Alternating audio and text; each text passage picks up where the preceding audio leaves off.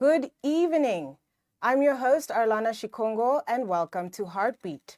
So, let's talk about sex. Talking about things related to sex is still a taboo in most of society. As a result, there has been a lack of access to necessary information on how to protect oneself from illness, infections, and unwanted pregnancies. Contraceptives are one of these areas of reproductive and sexual health that isn't spoken about enough, despite living in a 21st century which aims to be more sex positive. So joining us tonight, we have medical doctor and health advocate, Dr. Esperance Luvindao, who does work relating to access to contraceptive and other reproductive health facilities. We'll take a look at what the options are, how effective they are, and whether your partner should be part of your contraceptive decisions. Dr. Luvindao, thank you so much for joining us once again. Of course, your work in this area speaks for itself, and we are so excited to have you on the show. Thank you for having me, Alana. I'm so excited for tonight. It's one of those topics that always gets me going. So let's do this. Let's do it. And as I said, sex is always a controversial subject. So I'm anticipating a lot of questions and engagement from our audience tonight. But before we even get into all of that, let's just start off with the basics. What exactly is contraception? Okay, so contraception, just in simple layman terms, means anything that prevents you from conceiving, from falling pregnant. Now, it is important to understand that there are a wide range of contraceptives available, and this should be within the definition of contraceptives itself, because I know that a lot of people, when they have this conversation, they think that contraceptives, it's just the pill and it's just the injection, but there's so many other contraceptive options that are available. We group them.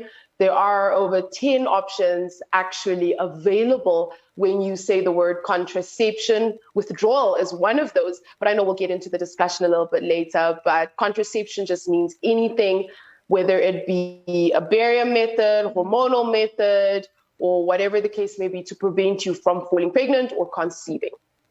And let's get into these different groups. You said there are 10 of them. Now, I think that may come as a surprise to many because we know the basic ones. We know the pill, we know the patch, we know, withdrawal or pull-out method, even though I think some people might not necessarily consider it a form of contraception. But as you said, it is one of them. If you can just talk us through these different groups, what they are, how they work, and how effective they are. Okay, so we're not going to do everything because of time and because of the detail that also requires. But in summary, when we talk about contraceptives, we can group them into broad groups. Okay, so you can think of your barrier methods. Your barrier methods are things like your condoms, male and female condoms. So barrier literally meaning something that forms a barrier or barricade between one person and the other. That's where your condoms fall in, whether they're latex, non-latex, doesn't matter. And then your female condoms also fall into that category, all right? And when you talk about hormonal methods, which is a different group, now the hormonal method is one of the most common methods of contraception, right? Now in this group, for your oral contraceptives, sometimes you'll hear your doctor refer to it as an OCP. That just means an oral contraceptive pill, right? Or you can have your injections. Some people know these as the 2-month contraception or the 3-month contraception, but it's also important that in understanding basic health, we get the basic names, because if for whatever reason your health passport is lost and you come to me or any other doctor, we do need to know what you were being treated with or whatever the case may be. So it's important to know that the 3-month injection is called Depo-Provera and the 2-month injection is called Neurastate. All right. Now, these are also hormonal, and it just basically means that they contain either your estrogen and progesterones, right, that basically deliver hormones into your body. Okay, so apart from the pill and the injections, which we know very well, you also get what people also know quite often, known as the implant, right? Now, the implant is that little rod that they put into your upper arm, And this can last for up to 3 years. It contains hormones, typically progesterone. And we will talk a little bit about the hormones later on. And then you also get what we call an IUD. And if you know anything about me, you know that we did do an IUD campaign, and we are still running an IUD campaign. An IUD, what it stands for is intrauterine device. Okay, now this just basically means that it's a little T shape that literally looks like a little T piece that we put into your uterus. So through the vagina, through the cervix, into your uterus, and that sits there. But now there are two types of IUDs. You can get the copper IUD and you can get the hormonal IUD. So I remember when we were marketing the IUD campaign that we started in the Oshikoto region, one of the things that came out was because I mentioned that, you know, the advantage of this contraceptive is that you don't get hormonal side effects. And then somebody said, no, but doesn't the IUD have hormones? And I said, no, not the one we're putting in, because there are different types. So there's the hormonal one that releases hormones into your body, into your bloodstream. And then there's the non-hormonal one, which is the copper one. And copper IUD, pardon me, literally is that. It's a little piece of copper that also looks like a T. And the reason it stops you from falling pregnant is because that copper basically forms an inflammatory reaction that the sperm doesn't like. And that's why you don't get pregnant. And then, so we've spoken about your barrier methods. We've spoken about a few of the hormonal methods, not exhaustive, but a few of them. And then you also get your behavioral methods. So your behavioral methods are things like abstinence, all right, and things like your pull-out, which is an actual recognized form of contraception. However, as I mentioned, these contraceptions, it's obviously important to realize that the efficacy is not the same for all of them. Absolutely. Okay, so before making a decision while listening to me, it's important to weigh those options really well. I always tell people, don't do the pull-out method unless you're ready to be a mommy or a daddy, right? Which obviously means that the failure rate is very high. And particularly with the pull-out method, a lot of what people don't understand is that pre-ejaculation may contain sperm. And so even though you did not come inside your partner, they may still conceive because of the fact that, like I mentioned, pre-ejaculation may also still contain some sperm. And then apart from your behavioral methods, we also have what we call, okay, so what happens here is you can either use your calendar method, right, which just basically means that you're tracking on your calendar to say, okay, today's day 1 of my cycle, and I know that I'm supposed to ovulate round about day 14 of my cycle. So 2 days plus, 2 days minus, roundabout around those days, I shouldn't be having sex because I know that I'm ovulating. Ovulation just means that the egg has been released from your follicle in the ovary, and you have a higher chance of falling pregnant because there's an actual egg that has been released ready for fertilization. And then apart from that, we also have one of the methods that I don't really like very much, and this involves knowing your body very well. Generally, what happens when you are ovulating is that there's an increase in your basal body temperature. So generally, a normal day-to-day person might not be able to pick this up. You'd need a thermometer and whatnot to be able to tell that, okay, your temperature during ovulation rises usually by about 0.5%. So then you would know that, okay, during this time I'm ovulating. But like I said, please remember, some of these methods I wouldn't really advise because the efficacy is not as high. And so your chances of falling pregnant are quite high. And then the last one that I'd like to tackle briefly is your surgical methods. These are known as your definitive contraceptive methods. For men, we know that these are things like your vasectomies, which just involves basically cutting and tying the tubes through which your sperm passes. And then for women, we call it tubal ligation. And this just basically means that the fallopian tubes are then cut and tied. There are different ways that we do these, but I won't get into the detail. And those are generally your group of options. But no, your only contraceptives are not just condoms and the pill. There's so much more. Absolutely. So before we dive into it, I want us to kind of start from the top and work down. With the pull-out method, for example, I think on a very basic level, that's what most people, well, a lot of people, let me not say most, but a lot of people rely on that. And as you said, the average person wouldn't know too much about, you know, necessarily the length of their ovulation and all of those things, which kind of makes me want us to talk a little bit about the efficacy of something like, first of all, abstinence, second of all, the pull-out method, and then thirdly, understanding your flow so that you're able to know when you are potentially more at risk of falling pregnant and when you might not be. Yeah. Okay.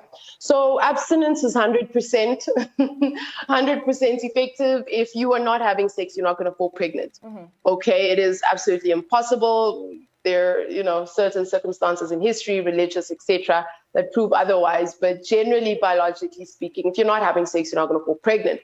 So generally, in case of children going to school, people that are not able to deal with the consequences that might occur with, you know, if you do fall pregnant, what then happens? We generally tend to advise this method best, abstain. But we know that for a lot of young people, especially when they've already started having sex, it can be a little bit difficult to talk to them about abstinence and tell them, listen, you need to abstain or whatever. Also, because remember, relationships are two-sided. So it's not just convincing the woman to abstain, but now you also need to convince the other partner. And that can cause a little bit of strain on the relationship. But abstinence, 100% efficacy. Right. Now, the other methods generally, look, when you read various literature, some of them will say that, look, your condom is very effective, about 98%. Some will say 99%. And so the numbers tend to differ really by 1 or 2%, depending on what literature you read. But like I mentioned, pull-out is right at the bottom. So I would generally not be considering that as an efficient method, all right? Because one of the things we talk about when we do talk about the pull-out method is that it requires a lot of self-control. Yes. And unfortunately, that is a conversation whereby, you know, one partner might say, okay, I would really, really love to, you know, ensure that we do this. But then the other partner in the moment, in the heat of the moment, might, you know, just lose control and things happen and then you fall pregnant. So, but apart from just the control aspect, like I said, it's important to realize that pre-ejaculation may contain sperm, all right? And that is very important because some people think that the only time there's sperm and contact with sperm is when you have actually ejaculated. But there is what we call pre-ejaculation, you know, which is just self-explanatory, but they might contain some sperm in that. And so the efficacy is generally very low. So let's quickly tackle the issue of flow.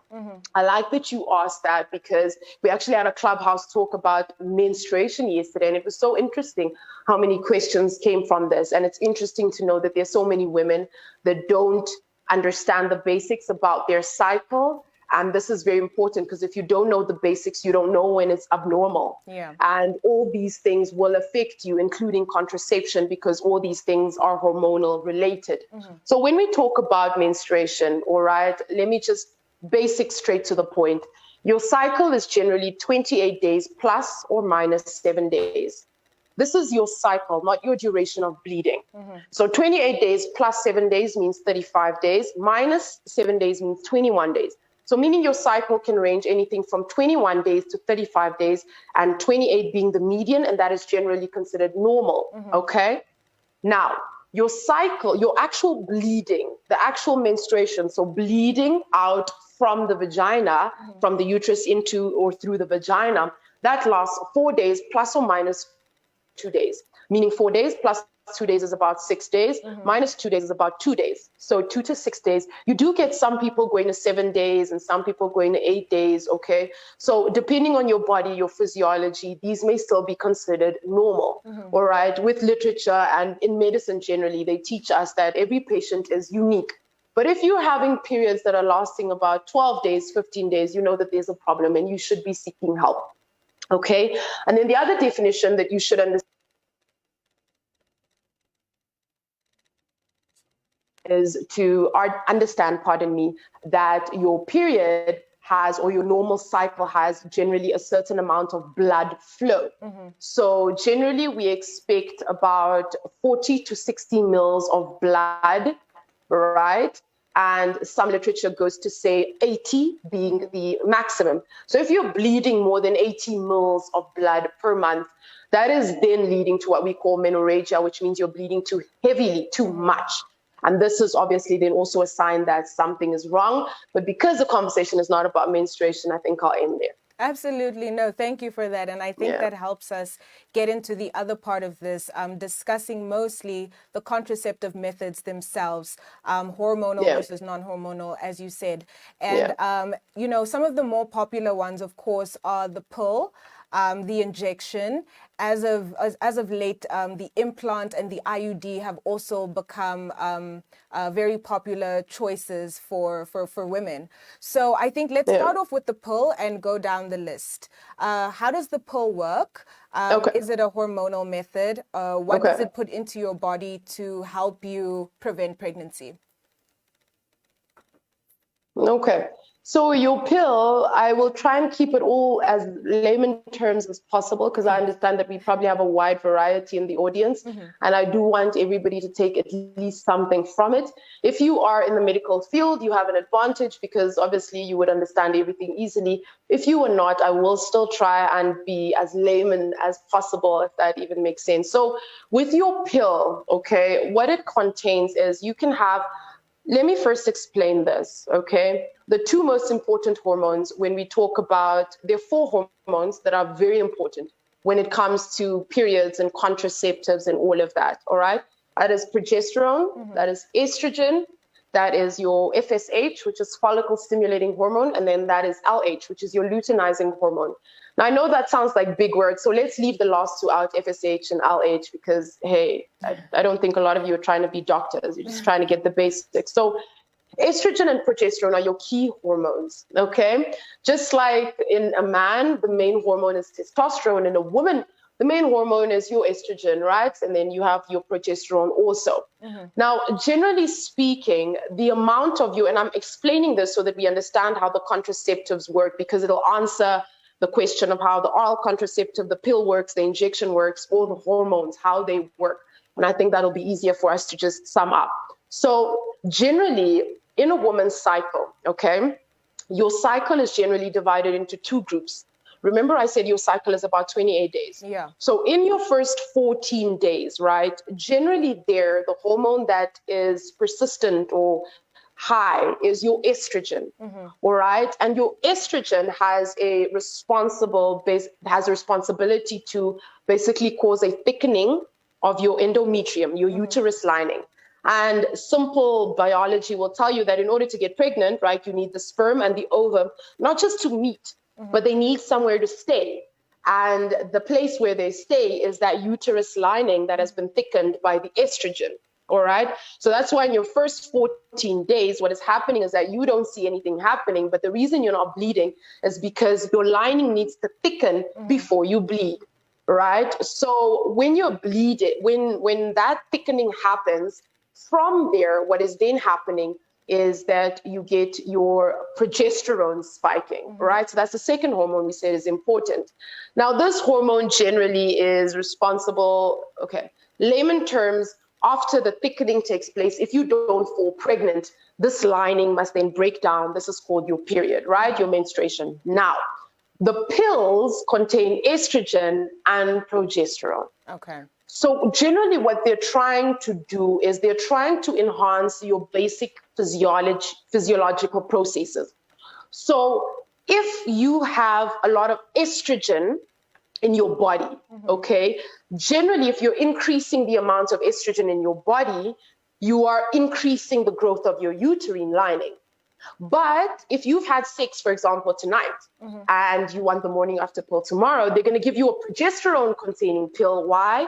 Because we said the progesterone helps you with the slopping and the bleeding, right? And the breakdown of that. That's why I give you that pill, because it contains progesterone. And after you take the pill, after a while, you start having abdominal pain, whatnot. After a few days, you start bleeding, because it is basically replicating what normally happens in your body. Okay. So it's not something, the pill and all these things don't contain anything abnormal. It just has what your body already contains, but in high amounts to replicate the physiological process. Okay. Right? I hope that sort of makes sense. So what your pill is doing, if you are taking the pill every single day, okay, depending now if it contains estrogen or if it contains estrogen and progesterone. We know that there are some pills that just contain estrogen, some that are combined, but that's not too important for today's discussion. I think the most important thing is to understand that your pill can prevent ovulation. Okay. Which is generally what is happening with your combined pills. Ovulation, remember, is when your egg leaves, right, the ovary, because your eggs don't just sit randomly in your ovary. They sit in little capsules, right? And during ovulation, that capsule breaks and your egg is released. And this happens, like we said, around day 14. And as soon as that ovulation takes place, you can fall pregnant. So if you're taking a pill that is preventing that ovulation, that breaking of the capsule and that release of the egg, then there's no egg to be fertilized. So generally with your combined pill, what you're generally preventing is that ovulation from taking place. Now the hormones also have other effects, okay? For example, they can help to make your mucus in your vagina more acidic so that the sperm cannot basically survive through it. I don't know if that makes sense. That's layman's terms. So when you're taking this pill, what is happening is that it makes the mucus in your vagina more acidic. And because of that, it makes the environment unfavorable for the sperm. And that's what then happens to prevent you from falling pregnant. So the pills work in various ways, but I just need you to understand the general understanding of what your hormones, what anything that contains hormones does. They can prevent ovulation. They can change the natural environment of the vagina. They can thicken the mucus itself to prevent the sperm from actually gaining access through and finding the ovum and fertilizing. So generally, when you talk about the pill, you talk about the injection, you talk about the implant, all of them generally, depending what hormone they have, work in the same manner to do the same thing. Okay. I think that's a fairly easy way to understand it. Thank you. That was a very good explanation. So then I think we don't really need to go into the injection and the implant individually because we have an understanding of the hormonal release and how that helps with preventing pregnancy. Now let's move into things that are non-hormonal, like an IUD that's non-hormonal, for example. How exactly does that prevent pregnancy? Okay, so I wish I had one here, but I don't. I think I have it in my car, but it would be nice to show. Like I said, it has a typical T shape, but it's very tiny. It's definitely not this big, not as big as my hands, please, because when we talk about the IUD, people tend to be really scared and feel like it's such an invasive procedure. Someone needs to put something inside me. How big is it? Is it going to hurt? And all these things. And okay, so I don't know how many centimeters it is, but generally, I don't know if you can really see this, but it's generally like as long as my nail tip there. Yeah. All right. So it's very tiny. It's T-shaped, and it's a piece of plastic that has copper coiled around it. And the copper is, like I said, is basically just responsible for forming that inflammatory reaction is what happens basically when you have a foreign body or an infection or whatever. So your body is responding in response to that. Okay. All right. And by so doing, it then prevents your infection or whatever from becoming too severe. So with that said, your copper IUD is basically replicating that process. Right? Because your sperm, in layman terms, like I said, your sperm doesn't like the copper. And because of the reaction it causes, it then prevents you from getting pregnant. And so that's why one of the contraindications to having the copper IUD is if you're allergic to copper already, then that reaction taking place will obviously not be good for your body. And that's why I always tell people your friend's contraception is not your contraceptive because people have different indications and you must see your GP or your gynecologist to advise you about the best contraception method before undertaking a particular a particular one. So I think that's a very basic understanding of what it does, but it's what we need to know and understand in simple layman terms. Absolutely. Now, I already see a couple of questions coming in today. We're actually going to take some questions via Zoom. Of course, as we always do, we'll also take questions from the comments on the live broadcast. Okay. But at the moment right now, I see somebody trying to join our room. We're just going to organize that so that I can get the information and have them join our discussion and see if they have any questions. Okay. All right. So we have Frederica Hamutoko is joining us. Hi, Frederica. Please let me know if you can hear us. Frederica, are you there?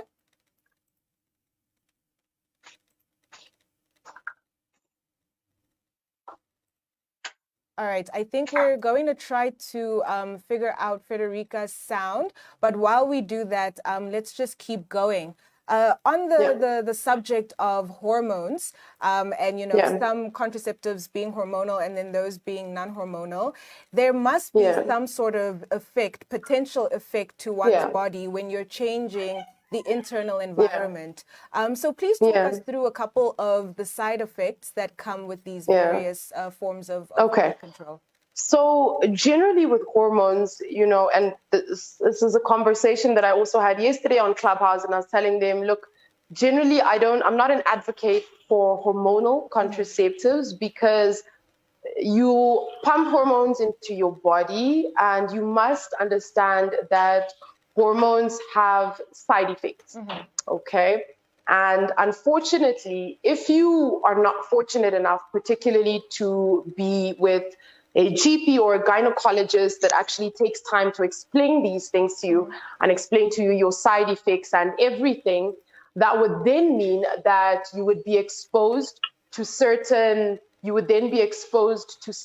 hormones that might have side effects that may then affect you quite adversely. So when we're talking about hormones, I'm not going to go into too much detail, but I want us to remember basic things, okay? Your hormones are not just responsible, like I said, for your periods and all these things and preventing you from falling pregnant or making you fall pregnant. They also play a very big role in other things. That's why some of the side effects of your hormones can be of your oral contraceptive pills or your hormonal pills are things like weight gain and acne. And your doctor might also ask you, are you a smoker? Okay, your doctor might ask you things like, have you had previous blood clots? Because these things, for example, your pill, for example, your oral contraceptive pill has a tendency to increase your risk of forming those blood clots. So it's important to understand that these things don't just affect you down there, they affect your body as a whole. Right. So even if you're not afraid of the weight gain, or you don't mind the weight gain, you don't mind the acne, it also affects things like your depression. Okay. Now, particularly with people that already have underlying mental conditions, I generally tend to not advocate for things that contain, or pills that particularly contain your combined pills or your combined hormones, pardon me, because of the effects thereof. It does have quite a tendency of causing, like I explained now, because of the effects on your brain and all these things, it can cause depression, it can cause increased anxiety. And so these are all side effects that need to be considered, okay, when deciding to take whatever pill it is. And then obviously then your non-hormonal ones don't contain these things. You won't have the weight gain, you won't have the acne, you won't have the depression, you won't have the increased risk of thrombus formation or migraines or liver toxicity or whatever the case may be. Absolutely. Thank you for that, doctor. I think we have Frederica with us in the room. Frederica, if you're there, please say hi so that we can see if we hear you. No, I don't hear anything from Frederica just yet. Let's just give it a minute. Frederica, are you there? I'm here. Hi, Frederica. Thank you so much for joining us. How are you? I'm fine. How are you? We're doing well. I'm so excited to interact with you. Please go ahead and let us know what's on your mind.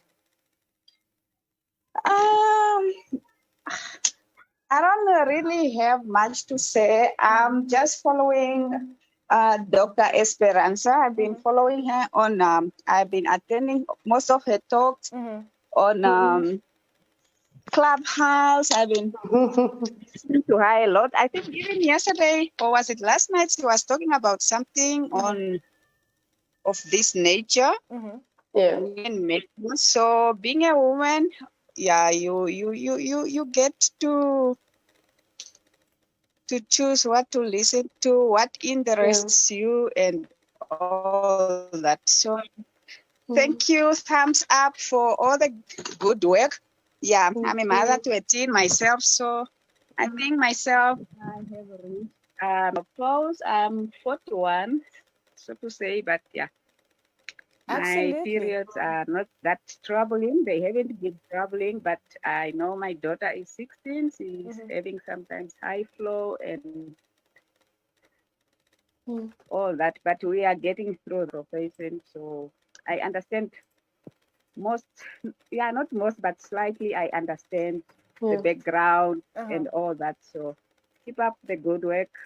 Keep inspiring, keep up like educating, and I'm an educator myself. I work at IUN as a lecturer there for the Faculty of Health. So it's good listening because I'm dealing with young people on a daily basis. Yeah. Absolutely. Thank you. Thank you so much, Frederica. Yeah. Thank you. That's amazing. Thank you. Thank you. You're welcome. All right. For the moment, I don't see anyone else joining us. I'll get to a few of the comments in just a little bit. But before we, go into our audience engagement for the evening, I just want us to have a little bit of a chat on the options available to men. You had mentioned things like vasectomies, for example, and then of course men can also play a role in, taking responsibility for preventing pregnancy through ensuring that they use condoms. Doctor, if you can just talk us through a little bit of those options, that would be very helpful as well. Okay. So unfortunately, right now, somebody made a comment on, I think it was one of the medical groups I'm in, and they said that, what, we actually need to focus so much more research in male contraception because if a man wants, he can impregnate 300 women in a year. But a woman generally would be able to fall pregnant once. And if then, if she, for example, gives birth at the beginning of the year, she could then be able to fall pregnant again towards the end of the year. But that frequency is so much less than a man that can get up to 300 or whatever women pregnant in a year. Yes. So that obviously goes to show once again, I think I'm not going to speak too much on that, but it does go to show that I think the focus, particularly research-wise, does need to be shifted. There have been quite a lot of people and researchers coming up actually to research and to implement contraceptives for men. And these are hormonal contraceptives, right? There are a lot of them that are still being tested. I know that there was one that was on the verge of being approved, and that is overseas, but then there were a couple of glitches with the international health bodies, and it was then not approved. And because of that, we obviously then still have the issue regarding men being the ones that, can get so many women pregnant and a woman just being able to fall pregnant once or whatever for a certain period of time. So for men, like you mentioned, obviously we have the condom, which is the main barrier method that we all know, right? But apart from that, we also have the surgical methods, like we mentioned, things like your vasectomies, which are unfortunately more permanent. But if a man has reached the stage in his life whereby he feels that he no longer wants to have children, whatever the case may be, that would then be an option to then surgically ensure that that is then ligated or resected or whatever the case is, to ensure that pregnancy or the man impregnating a woman is then not an option. Unfortunately, those are the only options currently available. Like I said, hormonal methods are still being researched, but it is a sign to doctors and researchers that there's a lot of work that needs to be done. And if we can push that along, it would really go a long way. And then obviously there's the simple part of it, which sounds simple, but actually isn't, whereby men need to take responsibility and ensure that, look, if you're going to be sexually active with someone and you feel that you're not ready to be a father, whatever the case is, you do need to have a discussion about contraceptive options. You should agree, and you must obviously ensure that that basic understanding between the two of you is there to ensure that you avoid pregnancy or unwanted pregnancy. Absolutely. And I'm going to pose a question as well on this specific subject area to our audience. Yeah. Do you think, or rather, what are your thoughts on one's partner, specifically men, being part of your contraceptive decisions? Should your partner play a role in the contraception that you choose to use as a method of prevention against pregnancy? So please drop your thoughts in the comments. I'll come back to that. I'd really love to hear what people have to say about that. And while we wait, there's a question here from Loide Hamuniela, who asks, do contraceptives affect your fertility? Okay, that is an amazing question. Thank you so much for asking that. Okay, so generally, when you go to your doctor and you tell them that you would like to be started on contraceptives, like I said, there is a long list of information that they must give you so that you can make an educated decision. I don't like to push agendas, but I like to be honest as far as possible and as far as my knowledge allows me to be. A conversation that a lot of doctors and specialists don't have with their patients is that if you have been taking particularly hormonal contraceptives for prolonged periods of time, okay, this will affect the time period in which it takes for your body's normal physiology to return back to normal. Because if you've been pumping your body with estrogen and progesterone for the past 15 years, okay, and now you stop taking the pill for 1 month, and then you come to me and you say, Doc, I'm trying to fall pregnant and it's not working.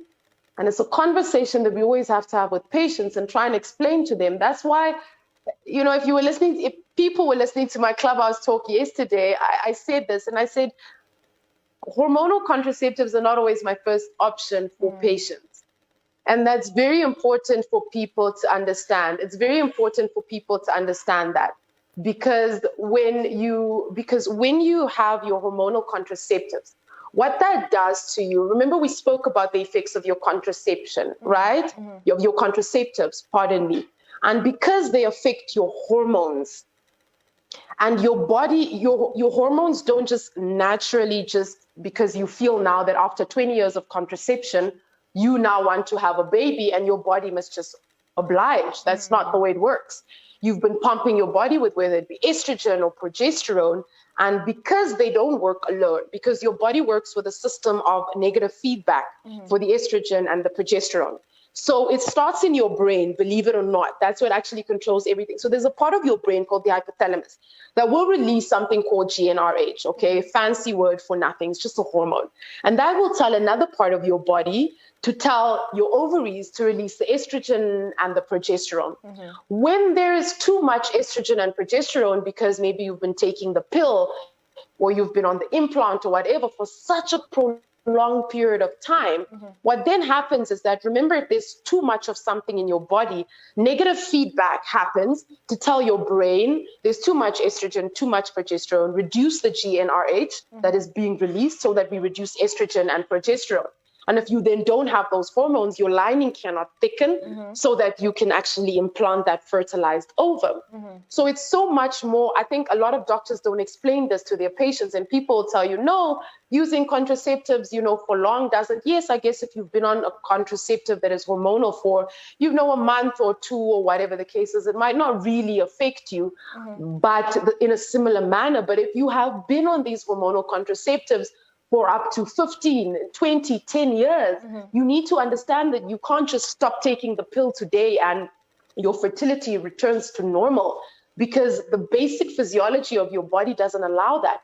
It's the same as using contraceptives, and then patients will come to me and say, but no, I stopped using the pill 2 months ago, but my period, I haven't seen my period, or my period is irregular, or whatever the case is. And we tell them the same thing.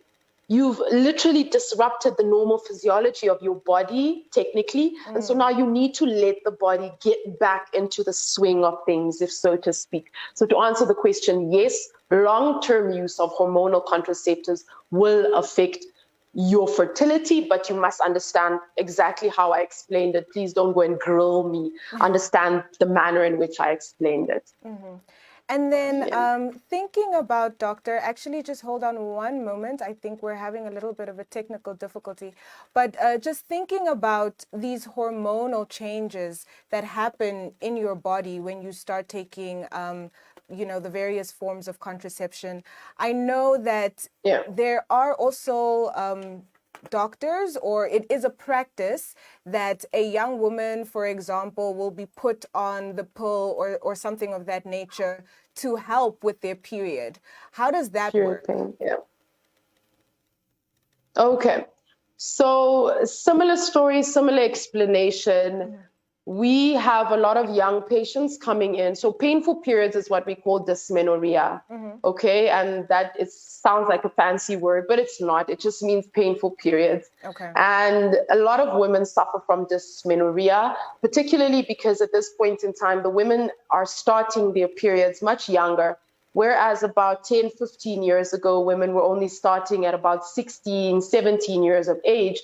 Now, I know I had a patient as young as 8 years old starting her periods. So this is obviously complex. The food we eat, the genetics, all these things play a role. We won't get into that. But dysmenorrhea is a very big problem. And my problem always comes in because, like I said, I'm not too much of an advocate of hormones first. I like to exhaust all my other options. My question to that will be, what are you doing to this child's body when you're introducing these hormones to the child? Particularly because of the fact that maybe perhaps they're not sexually active, they haven't even reached an age whereby they've decided on their fertility, whether they want to even have children or whatever the case is. And remember, like I said, long-term use of hormones will affect you whether you like it or not. And because of that, if you're starting like I said, you're starting a 12-year-old on a contraceptive pill, a combined contraceptive pill, or whatever the case is, to help with her period pain, yes, you will achieve your objective directly in terms of period pain, but what are you doing to her body in the long term? And so weighing our options is important. Generally for dysmenorrhea, there's a long list of painkillers that we can try. And any good medical practitioner or gynecologist will tell you that taking Brufen or paracetamol and it doesn't work doesn't mean that you've exhausted your list of options. Based on the severity of the pain, we would then either escalate the medication, or we could say, okay, fine, I'm going to combine Brufen maybe and paracetamol and see how that combination works. If it doesn't work, I can increase to something that's a little bit more potent to help with the pain. But also important to realize when we talk about dysmenorrhea is a lot of women say the pain pills aren't working, the painkillers aren't working. But then I ask them, when do you take the painkillers for your period pain? And they say, on the day of my period. And I say, that's what you're doing wrong. Because remember, your period, you see that you start bleeding on the 25th of August, for example. But the process started a long time ago. And one of the reasons you're having period pain is because of what we call prostaglandins, all right? And if you are having prostaglandins doesn't start miraculously on the day of your period, in the day you start bleeding. It starts before that, right? And there's a build-up. And so ideally, we advise patients to take the painkillers at least 24 to 48 hours before your periods start.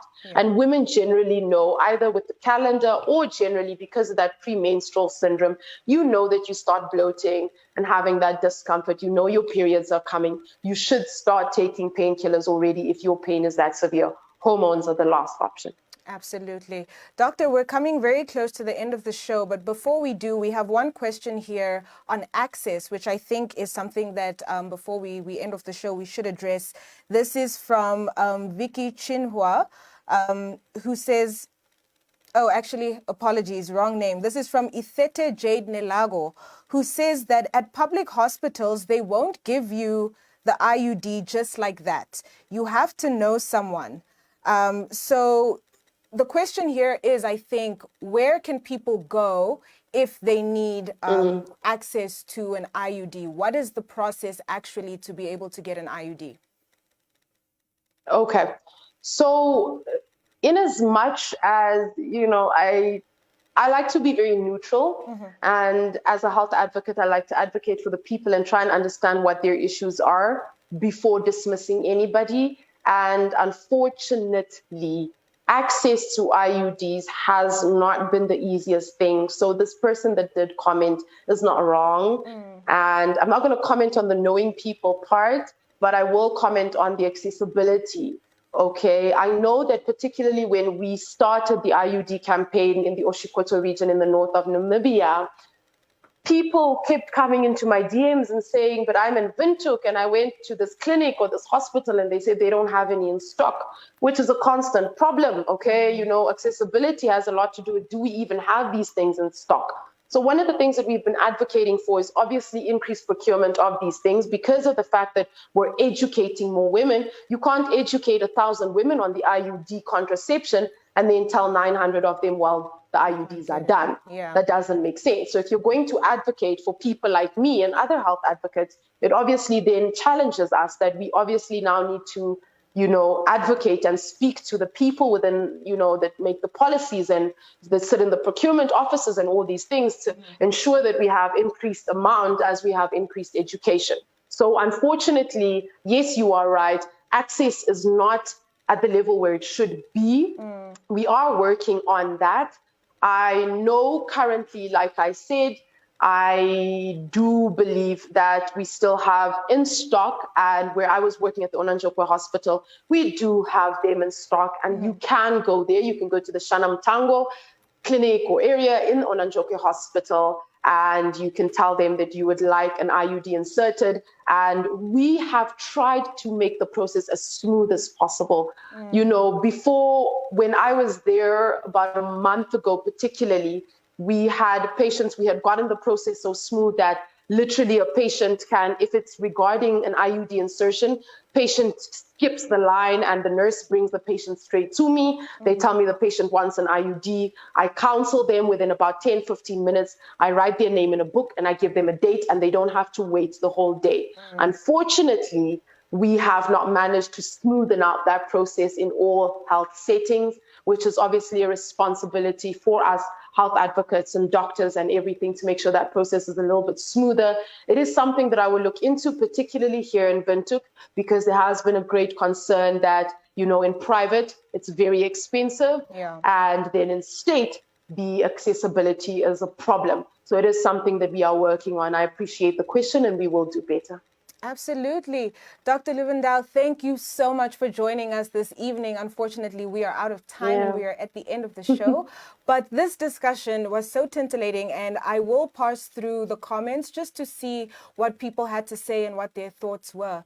What it comes down to is that we need to talk about sex more, because sex is more than just the act of sex. It's about protecting yourself. It's about your body, and it's about knowing what is accessible to you. Unfortunately, that's the end of our show tonight. I had a really good time with our guests tonight, and I hope you did too. This is it from us in the studio. I'm your host, Arlana Shikongo. Good night.